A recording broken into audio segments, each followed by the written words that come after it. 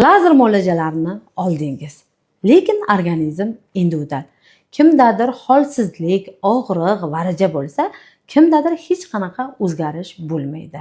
Lekin siz xavotir olmang, chunki men siz bilanman. Qo'lingizda men bergan muolaja varag'i bor. Ana shu yerda barcha narsalar yozilgan. Siz faqat unga rioya qiling va tartib bilan mana shu muolajalarni davom ettiring. Lazer muolajalarini olganingizdan keyin organizmda turli xil o'zgarishlar bo'ladi.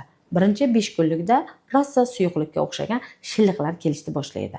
Undan keyin esa xuddi go'shti seliga o'xshagan, go'shti yeganingizdan keyin sel chiqadi-ku, mana shunaqa suyuqliklar, qonarli suyuqliklar kelishni boshlaydi. Bundan juda ko'p ayollarimiz qo'rqishadi. Nima uchun? Doktor, qonayaptimi deb hattoki telefon qilishadi. Undan keyin esa aynan ayollarimizda yeringsimon, yashilsimon ajralmalar keladi. Bularning hammasi tabiiy holat, tabiiy jarayon.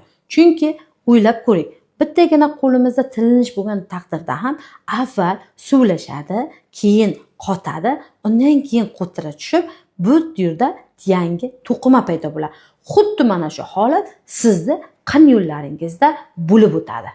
Lekin hurmatli ayollar, sizlarni ogohlantiraman. Men har bir ayolimga lazer muolajasini qilganimdan so'ng 40 kundan keyin kelishlarini aytaman. Bu narsa ularning to'liq yaxshi bo'lib ketgani uchun emas, balki sizda qanday jarayon ketayotganini bilish uchun.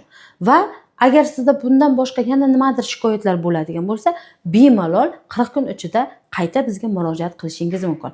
Lekin bir narsa, agar siz mendan boshqa qaysi shifokorga borib, u shifokordan muolajalarni oladigan bo'lsangiz yoki ularning gapiga kirib nimadirlar deb yana keladigan bo'lsangiz, men natija uchun kafolat bermayman va sizni qabul qilmayman. Bu gaplarni nima uchun aytyapman? Chunki bu muolajani men qildimmi? Albatta natijasi uchun ham men javob beraman. Lazer muolajasidan keyin qanday qilib o'zingizni parvarish qilishni keyingi videoda ko'ring.